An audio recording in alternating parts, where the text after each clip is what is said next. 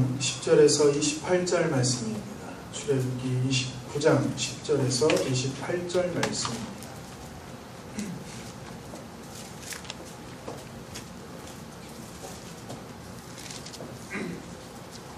좀 긴데 길어도 본문을 읽도록 하겠습니다. 29장 10절부터 28절까지입니다. 너는 수송아지를 회막 앞으로 끌어오고 아론과 그의 아들들은 그 송아지 머리에 안수할지며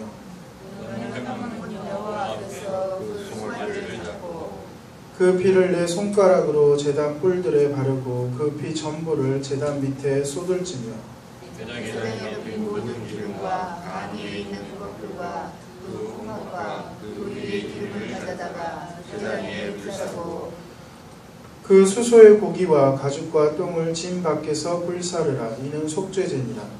너는 또 수양 한 마리를 끌어오고 아론과 그의 아들들은 그 수양의 머리 위에 안수할지며 너는 그 수양을 잡고 그 피를 가져다가 제단 위에 주위에 뿌리고 그 수양에 각을 뜨고 그 장부와 다리를 씻어 각을 뜬 고기와 그 머리와 함께 떼고 그 수양 전부를 제단 위에 불사르라. 이는 여호와께 드리는 번제요 이는 향기로운 냄새니 여호와께 드리는 화제니라.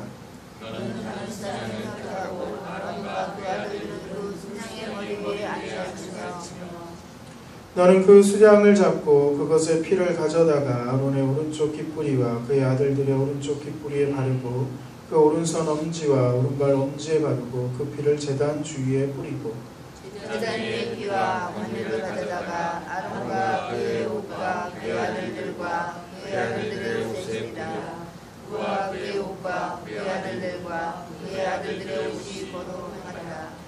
또 너는 그 수양의 기름과 기름진 꼬리와 그것의 내장에 덮인 기름과 간 위의 껍질과 두 콩밥과 그것들 위에 기름과 오른쪽 넓적 다리를 가지라. 이는 위임식의 수양이라.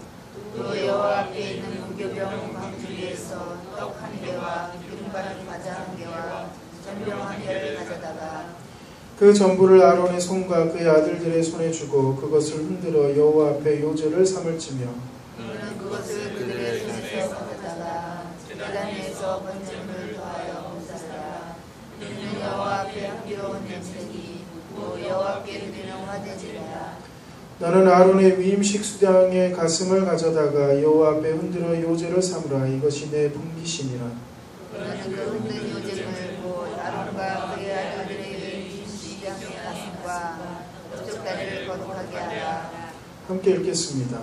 이는 이스라엘 자손이 아론과 그의 자손에게 돌릴 영원한 분깃이요 거제물이니 곧 이스라엘 자손이 화목제의 제물 중에서 취한 거제물로서 여호와께 드리는 거제물이니라.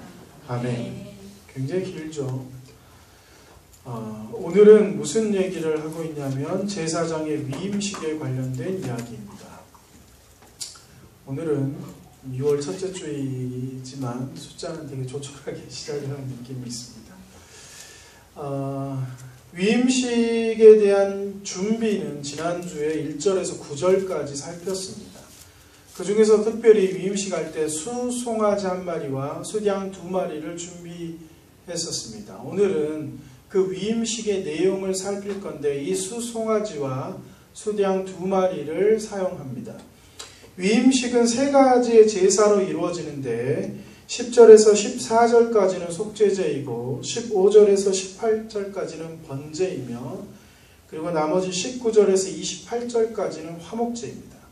그러니까 속죄제, 번제, 화목제 3가지 제사를 드리는 것이 제사장의 위임식의 예식이었다 이렇게 생각하면 됩니다. 참고로 말하면 제사는 5가지입니다. 번제, 소제, 속죄제, 속건제, 화목제 이렇게 5가지인데 그 중에 3가지를 제사장의 위임식에서 드리는 겁니다. 제사장이 처음 사역을 시작할 때 하는 임명식이자 위임식이죠.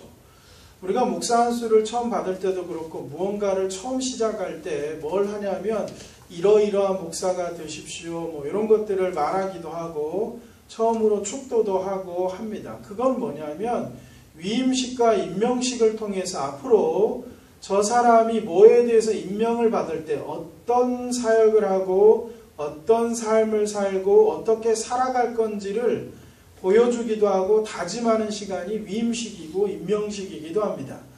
그렇기 때문에 제사장들이 세 가지의 제사를 통해서 뭘 배우는 거냐면 이스라엘 백성들도 제사장들도 동일하게 제사장이 무엇이며 어떤 위치이며 그리고 무슨 사역을 할 것인가를 보여주기도 하고 다짐하는 시간이라고 할 수 있습니다. 그렇기 때문에 우리는 제사장을 살피면서 이 세 가지의 제사를 살피고 그것이 제사장들에게 어떤 의미가 되고 이스라엘 백성에게 또 오늘날 우리에게 어떤 의미가 되는지를 살필 필요가 있습니다. 먼저는 속죄제입니다. 속죄제.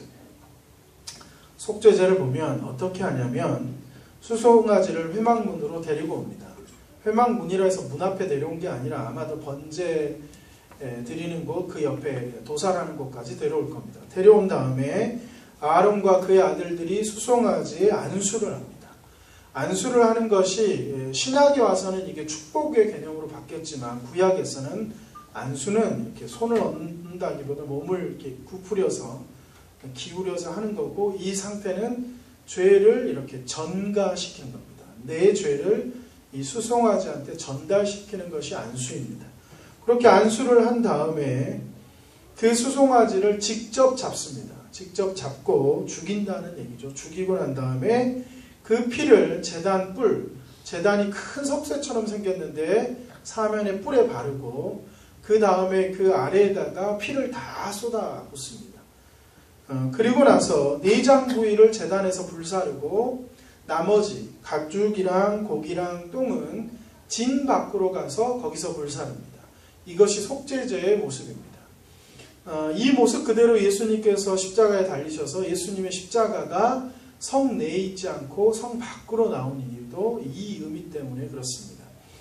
그러니까 그 속죄제는 나의 죄를 그 송아지한테 전가시키고 이 소를 죽이고 피를 쏟고 가죽과 고기를 전부 불살르고 진 밖에서 내장은 그 제단에서 불을 태우는 것이 속죄제인데 그 의미는 뭐냐면 나의 죄를 하나님 앞에서 온전히 사함을 얻기 위해서 행해지는 것이 이 속죄제입니다. 이 속죄제의 특징은 뭐에 있냐면 피에 있습니다. 피.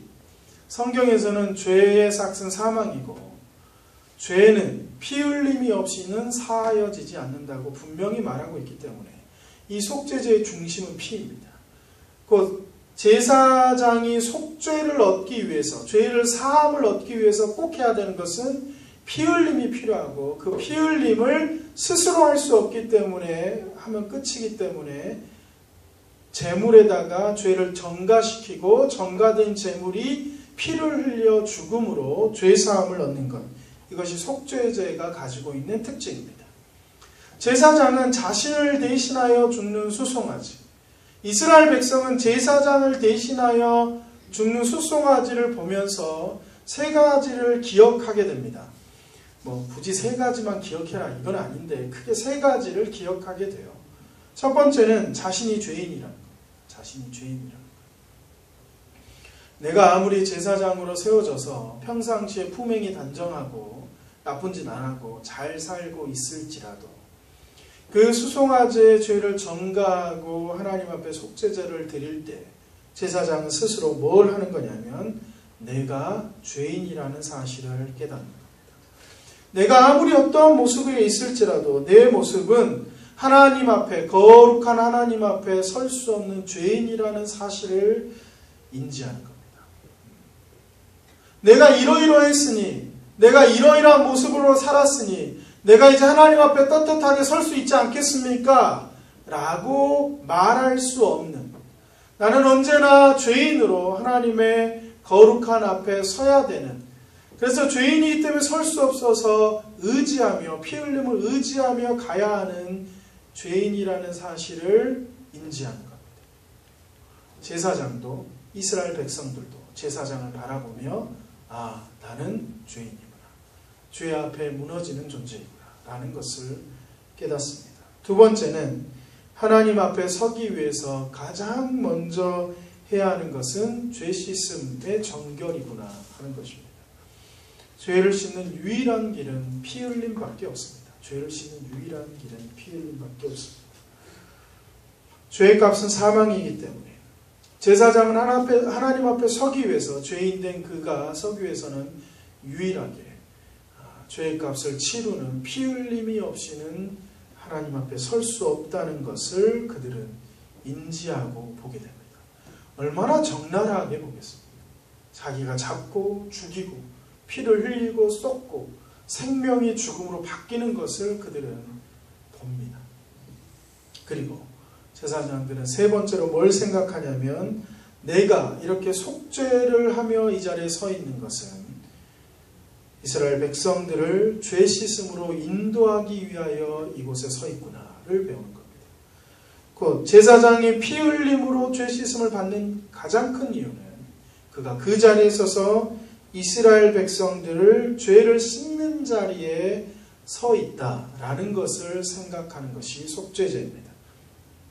이 속죄제는 이 위임식을 할 때만 일회성으로 하는 게 아니라 기본적으로 제사장들은 1년에 최소 1회 한 차례는 꼭 했었습니다.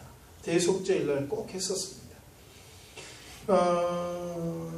제사장의 삶을 감당하기 위해서 제사장들이 끊임없이 준비해야 되는 것은 뭐냐면 속죄의 삶이고 회개의 삶입니다.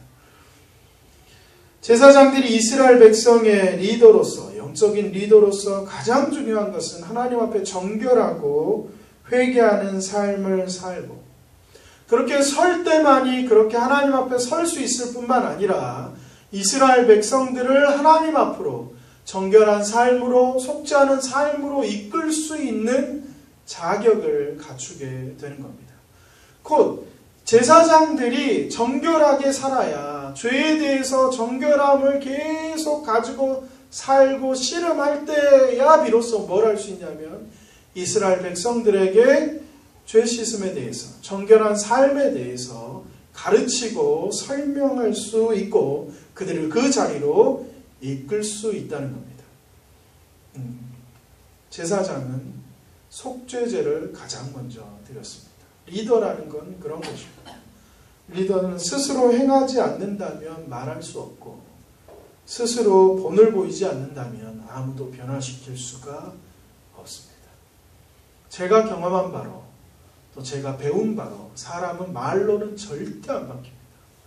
본대로만 바뀝니다. 본대로만. 내가 아무리 말을 해서 아이를 가르쳐도 내가 한 대로 아이들은 할 뿐입니다. 절대 바뀐 거 아닙니다. 우리 애들 왜 이상해요? 이상한 거 아니에요. 그렇게 집에서 봤다는 거예요. 마찬가지입니다. 오늘날 기독교가 왜 이러냐? 목사들이 한 대로 하는 겁니다. 뭐든지 그래요. 뭐든지. 본대로, 한 대로, 그대로 따라합니다. 제사장은 속죄의 삶을 살아야 이스라엘 백성을 그 자리로 인도할 수 있는 위치에 서게 되는 겁니다. 이것이 제사장이 가장 먼저 드렸던 속죄주의입니다. 두 번째는 번제입니다. 번제. 번제는 한자로 태울 번자이죠. 믿거나 말거나 하지만 옛날에 중국을 다녀간 외국인이 태운다, 번 이러다가 영어로 번이 됐다는, 무슨 말인지 모르겠어요. 영어로 번이 똑같은 말이에요. 번제, 번 똑같습니다. 불로 다 태우는 거예요. 이거는 두 번째 수량으로 드렸는데, 이 두 번째 수량으로 드리는 번제는 제사의 방법이 좀 다릅니다. 그건 뭐냐면 수량을 잡는 것까지 똑같아요. 안수를 해요. 안수를 먼저 하는데 이 안수는 앞에 수송아지에게 했던 안수와는 좀 다릅니다. 의미가. 수송아지에서는 죄를 전가시키는 안수였다면 이 수량에게 안수하는 것은 나를 전가시키는 안수입니다. 그러니까 내가 여기 있지만 수량한테 안수함으로 얘가 내가 된 거예요. 그런 개념으로 수량에게 안수를 합니다. 그 다음에 안수한 수량을 잡아요. 목을 따서 잡습니다. 그리고 잡은 다음에 그 피를 제단 주위에 뿌려요. 제단에 뿌린 게 아니라 제단 주위에 뿌리고 수장을 각을 듭니다. 각을 뜬다는 말은 토막을 내는 거예요. 토막을 내고 다리도 뜯고 다 해가지고 불에 잘 태워지게 토막을 낸 다음에 제단 위에다가 완전히 다 태우는 거예요. 하나도 남기지 않고 다 태워. 그러니까 시간이 꽤 오래 걸리겠죠. 그걸 재가 남을 때까지 전부 태워서 올리는 것이 번제였습니다. 이 번제라는 것은 뭐냐면 수장 얼마나 커요. 양이 우리로 양하면 잘 인지가 안 되지만 염소 한 마리 혹은 돼지 한 마리라 생각합시다. 그걸 다 태우는데 시간이 한참 걸리죠. 그걸 다 태울 때까지 불로 사르는 것이 번제인데, 이 번제는 뭐냐면 내가 지금 저 자리에 뭐하고 있는 거예요? 저 자리에 올라 있어야 되는 거예요. 내가 안수했으니까, 내가 위임했으니까 내가 저 번제의 자리에 올라서 불로 확 태우는 거예요. 내가 죽는 거죠. 내가 죽는 것을 말합니다. 온전히 태워지는 것, 온전히 불살라지는 것, 이것이 바로 번제의 모습입니다. 그러니까 죽어라 이거예요. 죽어라. 워낙에 내가 안 죽으니까, 내가 막 살아가지고 빳빳하니까 하나님 앞에 설 때는 죽어라, 나를 죽여라, 이런 얘기 많이 듣죠. 혈기를 죽이고 나의 생각을 죽여라, 이런 얘기하는 거죠. 이걸 바울 사도가 갈라디아서 2장 20절에 이렇게 말했습니다. 아주 멋진 말로 여러분 굉장히 많이 들었습니다.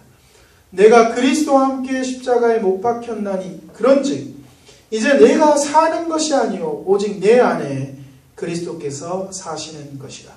이제 내가 육체 가운데 사는 것은 나를 사랑하사 나를 위하여 자기 자신을 버리신 하나님의 아들을 믿는 믿음 안에서 사는 것이라. 들어보셨죠? 이게 번제란 말이에요. 바울이 이 얘기를 그냥 한 게 아니라 번제의 의미를 알기 때문에 하는 거예요. 번제는 정확합니다. 온전한 헌신이에요. 너를 죽이고 너를 위해 사는 게 아니라 하나님을 위하여 살아라. 이것이 번제의 의미입니다. 그래서 제사장들이 항상 드리는 제사를 상번제라고 합니다. 아침 저녁으로 매번 드렸습니다. 다른 제사는 때에 따라 드렸지만 번제는 매일같이 드렸어요. 이스라엘 백성들이 매일 참석하는. 그래서 상번제라고 합니다. 매번 죽는 거죠. 죽기가 그렇게 어려워요. 우리들이. 김치 담글 때 배추가 뻣뻣하면 김치를 못 담그죠. 그래서 소금에다가 착 절이면 푹 절여져야 하죠. 그래야 김치가 됩니다. 숨이 죽어야 된다고 그러죠. 이게 어렵다고요. 이게. 네. 우리는 안 죽어. 그래서 완전 다 겉절이야. 절대 안 죽어. 그게 그렇게 어려워요. 그래서 내가 죽는 것, 온전히 하나님 앞에 드리는 것, 온전한 헌신의 삶, 이것이 번제가 가지고 있는 제사장들의 도전, 제사장들에게 다시 한번 각인시키는 겁니다. 온전한 삶, 온전한 헌신입니다. 번제는 제사장이 어떻게 살아가야 될 것인가? 하나님 앞에 온전히 헌신하며 이제는 내가 사는 것이 아니라 하나님이 사는 것이고 나를 위해 사는 것이 아니라 하나님을 위해서 산다라고 고백하는 것이 제사장의 삶이라는 겁니다. 헌신된 삶. 근데 여기서 헌신된 삶, 그러면 우리도 많이 듣죠. 헌신된 삶을 살아야 된다. 그럼 여기에는 우리 오해가 있습니다. 제사장이 헌신된 삶을 살고 있잖아요. 매 순간 하나님의 일을 하고 있으니까. 우리는 머릿속에 헌신 그러면 뭘 생각하냐면 딱 아시죠? 벌써 헌신이 그려지고 있어. 집에 안 들어가. 우선 첫 번째 집에 안 들어가. 아침부터 새벽 내부터 기도하고 말씀 보고 전도하고 찬양하고 집회하고 교회 일하고 집에 잠깐 들어갔다가 애들 잠깐 보고 다시 와서 막 주여만 하고, 이게 헌신이라고 생각해. 더 나아가면 목사가 되고 사역자가 되고 전도사가 되고 선교사가 돼서 인생을 드리는 게 헌신이라고 생각해요.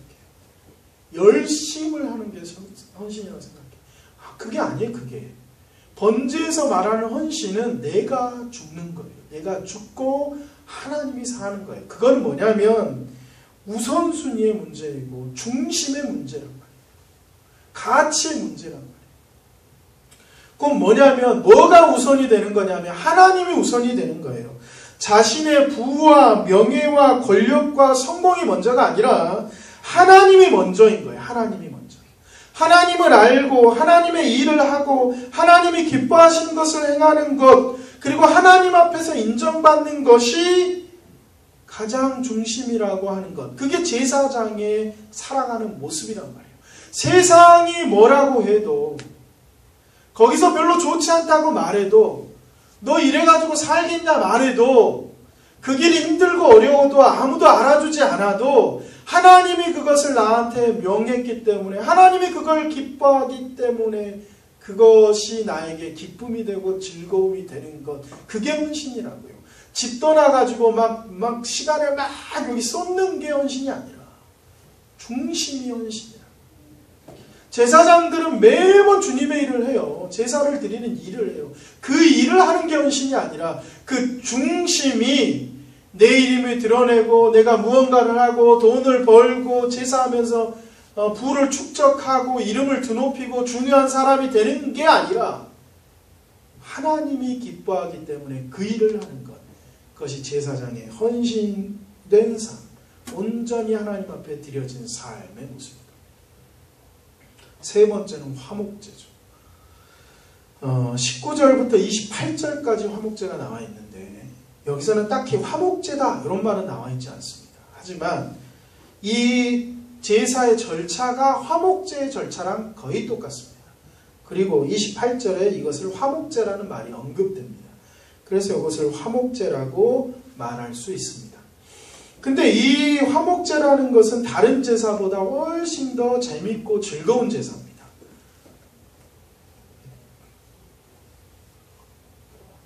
다른 제사는 약간 무거워. 피를 흘리고 다 태우고 내가 죽는구나 막 이런 거 있잖아요. 마치 다른 제사는 꼭 이런 것 같아요. 캄캄한 불 꺼놓고 촛불 켜놓고 십자가 놓고 막 회개하고 있는 요 느낌. 뭔가 막 비통하고 막 비장한 느낌이라면 이 화목제는 딱 어떤 느낌이냐면 우리 예배드리고 나서 밥 먹는 느낌이에요. 얼마나 좋아요. 이 화목제가 그래요. 화목제에 대한 설명을 또 하겠지만 화목제는 뭐냐면 보통 송아지, 양, 염소만 합니다.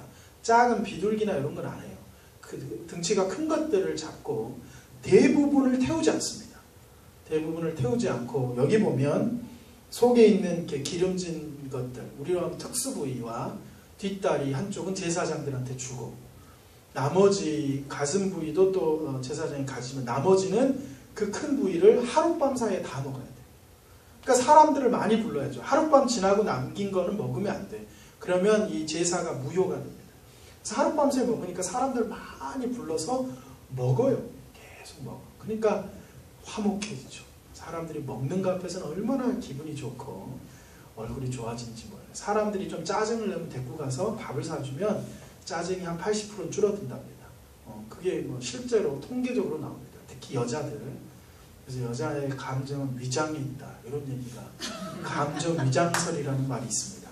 힘들고 어려울 때 밥 사줘라. 이런 게 있어요. 그렇듯이 지금 이 화목제도 보면은 제사장이 먼저 화목제를 드리는 건 뭐냐면 제사장 스스로가 하나님과의 관계를 화목케 하는 겁니다. 화목케. 화목, 아시겠죠? 화목 말 그대로 화목. 우리 집 가오는 화목, 요 화목이에요. 그렇게 화목제를 드려서 하나님과 제사장 사이 관계가 좋아진 거예요. 밀접해지고 친밀해지는 거예요. 사람이 죄를 짓고 나면 하나님과의 관계가 소원해져요. 하나님은 그대로 있는데 내가 껄끄러워서 안 돼. 그렇죠? 토요일 밤새도록 술집에서 달리신 분들은 주일날 교회 예배 오기가 그렇게 힘들어요. 술 기운 때문에 오기도 어렵지만 마음이 찔려가지고 잘 못 와요. 목사님 보면 막 되게 미안하고 목사님 가만히 있는데 이런단 말이죠. 마찬가지예요. 죄를 짓고 난 죄인은 하나님과 원수가 되든지 관계가 소원해져요. 그런데 제사장들도 뭐냐면 인간이고 죄인이기 때문에 하나님과의 관계가 항상 좋은 것만은 아니죠. 그래서 제사장들이 이 화목제를 통해서 뭘 배우는 거냐면 하나님과의 관계를 배우는 겁니다. 하나님과의 밀접한 관계, 가까운 관계, 그거 좋은 관계를 회복하는 것, 이게 제사장들이 항상 유념해야 되는 거예요. 왜 그러냐면 그렇게 한 제사장이 뭘 할 수 있냐면 이스라엘 백성을 하나님께로 데려가서 화목해 만들 수 있는 거예요. 그러니까 이 화목제는 제사장의 사역의 핵심인 거예요. 제사장이 뭘 하는 거냐? 이스라엘 백성들을 하나님과 화목해 하는 것이 제사장의 역할이고 사역인 겁니다. 정리를 하자면 이런 겁니다. 제사장은 세 가지의 제사를 드립니다. 속죄제, 번제, 화목제. 그 내용은 뭐냐면 속죄제는 어떻게 준비되어야 하는 거죠. 번제는 어떻게 살아야 되는 거고, 화목제는 무엇을 하는 거예요. 제사장들은 속죄의 삶, 회개의 삶을 살아야 하고 하나님 앞에 온전히 헌신된 삶을 살아야 하며, 그리고 이스라엘 백성들을 하나님께로 이끌어와서 화목케 하는 역할을 하는 게 제사장의 몫이다라고 제사장의 위임식에서 세 가지의 제사로 제사장들과 그것을 바라보는 이스라엘 백성이 공통적으로 보고 배우는 거고 생각하게 되는 겁니다. 제사장의 위임식에 대한 얘기를 하고 있습니다. 제가 제사장 얘기를 하면서 우리가 제사장이다 이런 얘기를 했지만 사실 먼저 얘기해야 되는 것은 목사를 비롯한 사역자를 먼저 얘기할 수밖에 없습니다. 왜냐하면 제사장은 이스라엘 백성의 영적인 리더입니다. 그리고 오늘날도 영적인 리더는 목사를 비롯한 사역자일 수밖에 없습니다. 이 제사장의 위임식을 얘기하면서 따라서 목사인 저에 대한 경고로 받아들이지 않는다면 외면하는 것밖에 되지 않습니다. 그래서 이 제사장의 위임식은 목사나 혹은 사역자가 주의 깊은 경고로 받아들여야 하는 겁니다.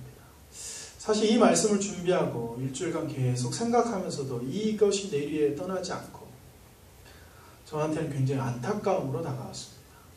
제가 이 말을 하면서 저는 잘하고 있는데 딴 목사님들이 너무 못하고 있다 이런 얘기를 하는 게 아닙니다. 이것은 저의 얘기이기도 하고 저의 몫이기도 하기 때문에 그렇습니다. 먼저 목사는 하나님 앞에 속죄의 삶을 살아야 합니다. 회개의 삶을 살아야 합니다. 물론 우리는 단번에 드려진 예수 그리스도의 제사로 다시는 죄 아래 있지 않게 되었습니다. 하지만 우리는 여전히 죄인입니다. 저는 여전히 죄인입니다. 내가 하나님 앞에 설 수 있는 유일한 길은 예수 그리스도의 보혈 때문에 그 앞에 설 수 있습니다.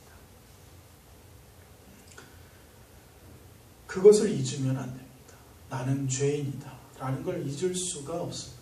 그렇기 때문에 속죄의 삶을 살고 회개의 삶을 사는 겁니다. 목사라고 하여서 제사장이라고 하여서 죄에 대해서 온전히 자유롭지 않습니다. 목사는 하나님이 특별히 어떤 은혜를 더하셔서 죄에 대해서 굳건한 방어력 100%를 가지고 있는 게 아니라 여러분과 똑같이 저도 죄에 대해서 끊임없이 유혹을 받고 죄에 대해서 자유롭지 못하고 죄 앞에 무너지고 죄를 짓는 존재입니다. 그렇지만 속죄의 삶을 산다는 건 뭐냐면 목사는 죄의 유혹 앞에서도 약한 존재이지만 죄에 대해서 속죄하고 회개하는 삶을 살아가기 위해서 죄와 싸우고 또 싸우는 존재라는 겁니다. 싸우고 또 싸우는 겁니다.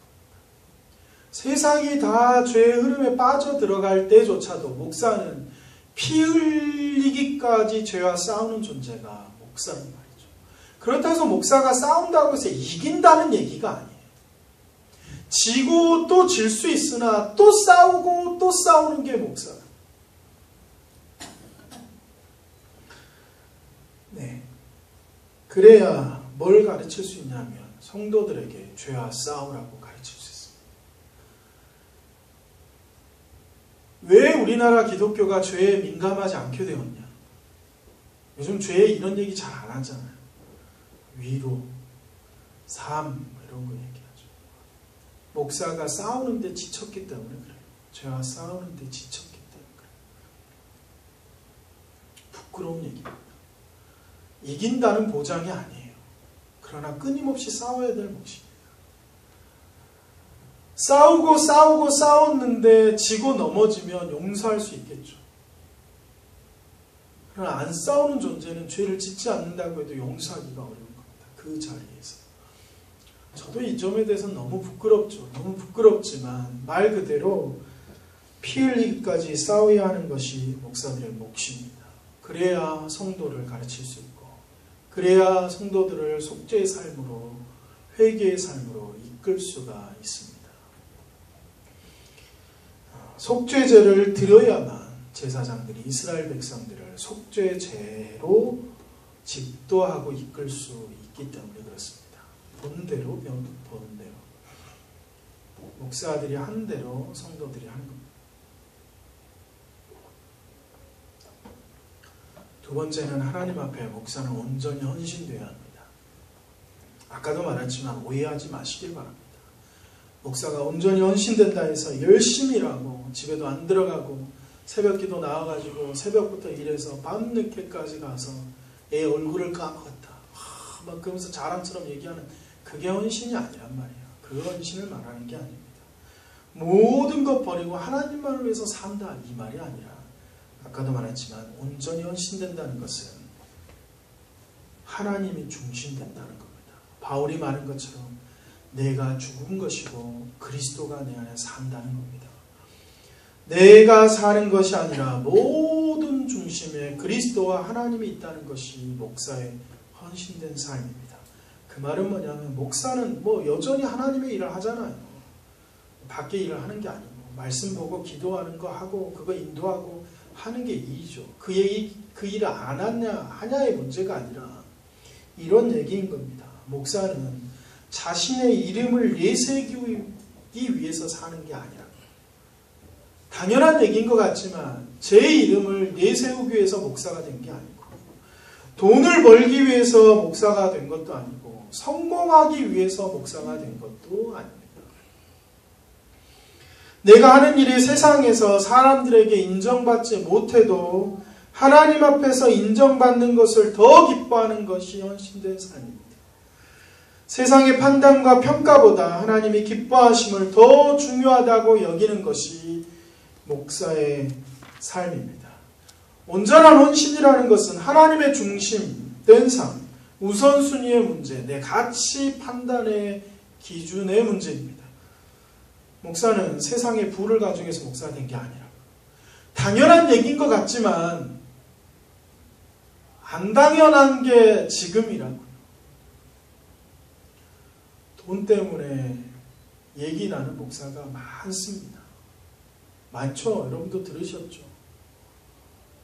저도 많이 듣습니다.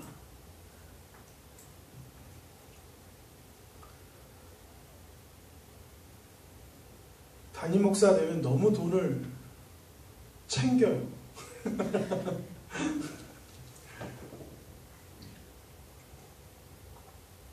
부목사들은 너무 가난해요. 너무 심하게 가난해요. 요즘에도 보통 교회 가서 부사역자 되면 사례비가 200 정도 줍니다. 그걸 어떻게 삽니까? 시골에서 땅 자급자족하면서 살면 살 수 있을지 모르겠어요. 그러나 여기 도시에서는 그거 가지고 못 살잖아요. 혼자 살면 살 수 있겠네. 혼자 대충 살 수 있겠죠. 그러나 가족이 있으면 안 됩니다. 가능치가 않아요. 거기다가 사무 일 못하게 교회에서 헌신하라고 하는 교회도 되게 많아요. 제가 왜 이런 얘기를 하냐면 그래서 부목사는 괜찮고 담임목사 나쁘다 이 얘기가 아니라 그에 비해서 담임목사님들 받는 거는 너무 어마어마하잖아요. 어마어마만큼 많이 받는다 이 얘기가 아니라 공개하기가 부끄럽단 말이에요. 그게 잘못이죠. 많이 받아도 공개할 수 있으면 괜찮은 거라고 생각해요. 별거 아닌 것 같지만 목사가 어느 순간부터 돈 때문에 사역하는 것 같이 보이기도 합니다. 그걸 위해서 목사가 된 게 아니잖아요. 교회를 큰 교회 만들려고 목회하는 것도 아닙니다. 진짜로 아니에요. 제가 대학 신대원 다닐 때 제 친구 중에 하나 너의 꿈은 뭐냐? 10,000명 목회가 꿈인 친구가 있었어. 속으로는 지랄한다 이런 생각했어요. 뭔 짓 하는 거야? 10,000명 목회가 뭔 소리? 아니 목사가 돼서 10,000명 채우려고 삶을 살아. 이건 말도 안 되는 얘기지만 그 말도 안 되는 얘기를 공경하게 할 수 있는 분위기였단 말이죠. 너도 나도 모든 목사가 교회를 성장시키고 싶어 해요. 작은 교회는 괜찮고 큰 교회는 나쁘다 이런 얘기 하는 게 아니에요. 작은 교회 가도 다 키우고 싶어 해요. 막 큰 교회 욕하지만 너 그 자리 가면 할렐루야 그러면서 갑니다. 남 얘기가 아니라 저도 그럴래나 하는 생각도 들지만 교회를 키우는 것을 하려고 목사가 되는 게 아니라 내 이름을 드높이고 야 서인주 목사 대단하다 이 얘기하려고 그거 드러내려고 목사하는 것도 아닙니다. 성공하려고 권력을 가지려고 목사하는 것도 아니라고요. 그걸 하려면 목사를 하지 말고 그냥 지방선거 나가고 직장 가서 돈 벌고 사업을 하는 게 더 빠르겠죠. 목사는 하나님께서 나에게 주신 사명과 하나님이 기뻐하시는 것을 하기 위해서 목사가 된 겁니다. 혹 그 일이 내 당대의 열매가 전혀 없을지라도 하는 겁니다. 하나님이 기뻐하기 때문에 하나님이 좋아하는 일이기 때문에 그걸로 나를 불렀기 때문에 내 평생 하는 일이 세상에서 볼 때 계속 빌빌거리고 있어도 하는 거라고요. 왜 하냐면 그게 하나님이 기뻐하는 거고 그게 내 가치의 중심에 있기 때문에 세상의 판단이 나의 가치의 중심에 있지 않기 때문에 그게 온전히 헌신된 삶입니다. 화목해하는 삶을 사는 겁니다. 내가 먼저 하나님하고 화목해야죠. 내가 먼저. 하나님하고 관계가 좋아야 된다. 그러기 위해서는 죄를 멀리하려고 노력하고 그리고 시간을 내고 삶을 조정해서 하나님하고 만나는 시간을 확보하는 거죠. 화목하려면 관계가 좋아지려면 어쨌든 봐야 될 거 아니에요. 봐야죠. 싸우든 뭐든 이렇게 보고 해야죠. 멀리 떨어지면 안 된다고. 목사는 먼저 하나님과의 관계를 위해서 삶의 노력이 필요한 거죠. 끊임없이. 그리고 나서 사역은 뭐냐면 성도들을 하나님과의 관계로 이끌어낸 거예요. 에어컨 틀어야 될 것 같습니다. 하나님과의 좋은 관계로 이끌기 위해서 하는 것이 사역이죠. 그게 저의 사역이고 그게 목사가 하는 유일한 일이에요. 목사가 하는 유일한 일. 그래서 힘들어도 여러분 보고 성경 읽으라고 하는 거예요. 힘들어도. 하나님 제대로 알게 하고 싶은 거예요. 여러분들한테.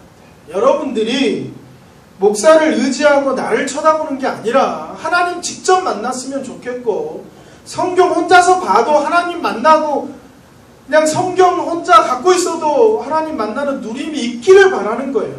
그걸 가르치는 게 제사장이고 목사예요.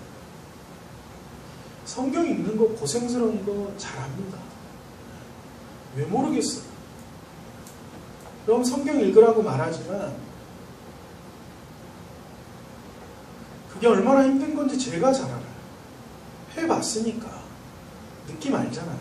제가 그 느낌 안다. 엄청 졸려요. 죽을 것 같아요. 저도. 성경 읽다 보면 막 꿈에서 막 만나요. 에스겔도 만나고 막 뭘 만나는지 몰라. 정신없습니다. 지루하고 해도 잘 안 돼요. 읽어도 뭔 말인지 모르겠어. 목사가 가르치긴 가르치는데 내가 과연 저 수준까지 가긴 갈까 싶고 야 나랑 역시 나는 공부에 적성이 안 맞아. 내 신앙 스타일은 이게 아니야. 내 신앙 스타일이 이게 아니야. 뜨거움이지. 뭐 이런 사람들 많습니다. 근데 제가 만나본 모든 성도 중에 내 신앙 스타일이 성경이라고 말하는 사람 아무도 없어요. 한 명도 찾은 적이 없어요. 이건 스타일의 문제가 아니에요. 다른 방법을 엄청 찾고 싶어 하는 것도 압니다. 모든 성도들이 어떻게 하면 되냐? 한 방에 어떻게 하면 끝낼 수 있냐? 그런 거 없다고요. 그걸 왜 내가 모르겠습니까? 저도 사람이에요. 목석이 아니란 말이죠. 성경 공부하자, 성경 읽자 하면 여러분들이 눈빛에서 오로라가 풍겨요. 빨리 끝내주세요. 그만합시다. 그걸 왜 몰라요? 사람인데. 목석도 아니고 바보도 아니고 다 알죠. 안 한다면 너무 좋아.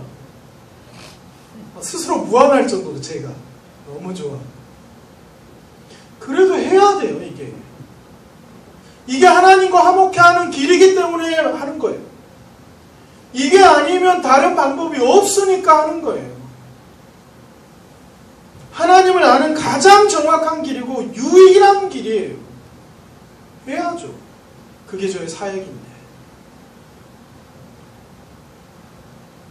정말 해야죠.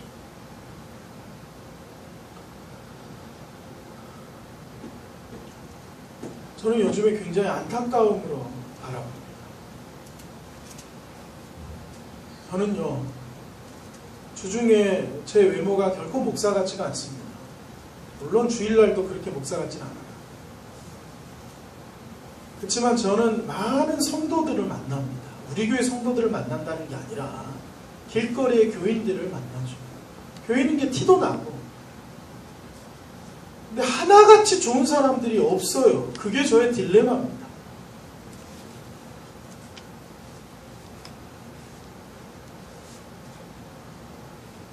이 모든 문제의 잘못은 목사한테 있어요. 대놓고 말해.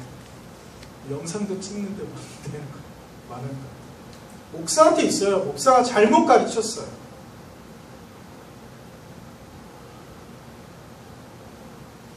목사는 이 단상에서 너무 함부로 말을 했어요. 모든 종교 중에 대놓고 다른 종교 욕하는 데는 기독교밖에 없어요. 이 자리에 서가지고 목사들이 천주교가 어떻다는 둥, 신부가 어떻다는 둥, 스님이 어떻다는 둥 얼마나 함부로 말했어요.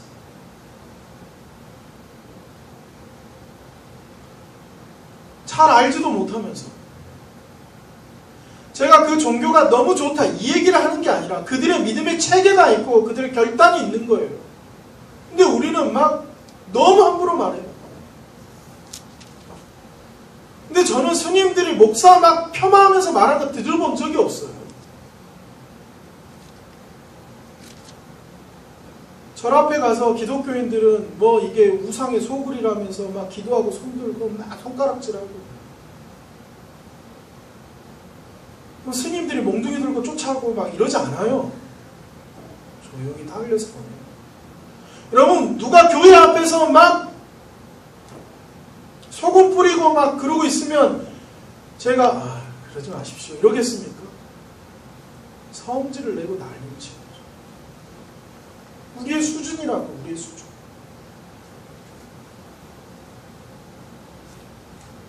우린 정말 무엇을 하고 있는지 좀 돌이켜봐야 합니다. 아니 목사인 제가 너무 부끄러워서 그래요. 부끄러워서. 목사는요 회개의 삶을 살고 하나님 중심된 삶을 살고 하나님과 화목해하는 게 사역인데 무엇을 했냐. 지금 제가 하는 말이 저는 그런 목사가 아니에요. 저는 잘하고 있어요. 잘하고 있지요. 이거 물어보려는 게 아니에요. 저도 똑같은 목사란 말이에요. 가슴이 아픈 일이란 말이죠. 그 목사의 가르침을 받은 현실이 지금의 기독교라고요. 왜 현재 기독교가 왜 욕을 먹냐고. 그거는 10년, 20년 그렇게 가르쳐 왔어요.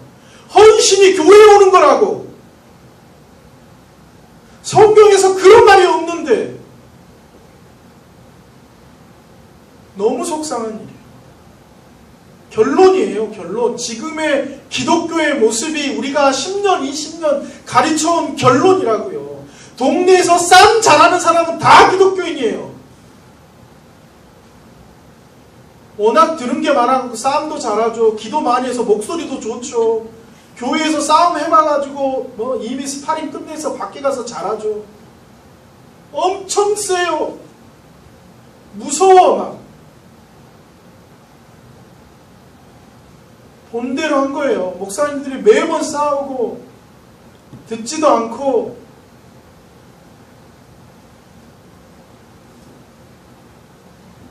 속상해서 한 겁니다. 이 말씀을 준비하면서 속상하기도 하고 저에 대한 경고로 알고 저는 과연 잘하고 있는가 싶기도 하고 싶어서 그럽니다. 여러분, 우리는 정말 진짜 정신 차려야 돼요. 아니다. 제가 정신 차려요. 우리는 정말 속상해요. 요즘에 제가 읽고 있는 성경이 에스겔인데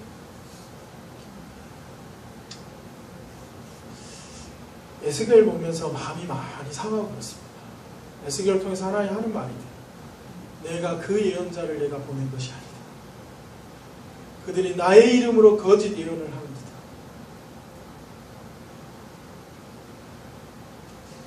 그런 얘기 앞에 목사인 저가 결코 자유롭지 않아요. 정말 오늘날 하나님이 이 땅에 오신다면 많은 교회의 목사를 보고 또 저를 보고 너는 정말 나의 말을 전했느냐 물어보면 그렇습니다 라고 말할 자신이 있느냐. 저는 너무 우리 목사들은 너무 잘못된 것을 오랫동안 가르쳤습니다.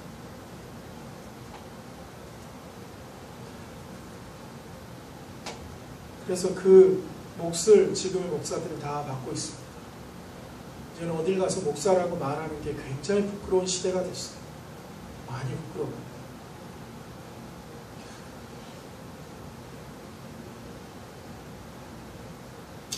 다시 말하지만 제가 그런 목사라고 강조하는 것도 아니고 저는 그런 목사입니다 라고 주장하는 것도 아니고 여러분들한테 그런 목사죠 라고 묻는 것도 아닙니다.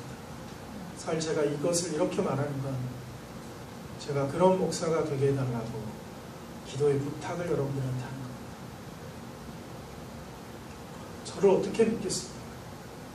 저도 시간이 지나면 바뀔지 현실 속에 무너질지 어찌 알겠습니까?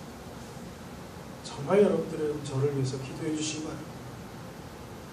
그러나 한 가지 더 생각해야 되는 것은 제사장의 위임식을 통해서 이렇게 살아야 한다라고 배우는 것은 제사장이 그렇게 살기 위한 걸로 그치는 것이 아닙니다.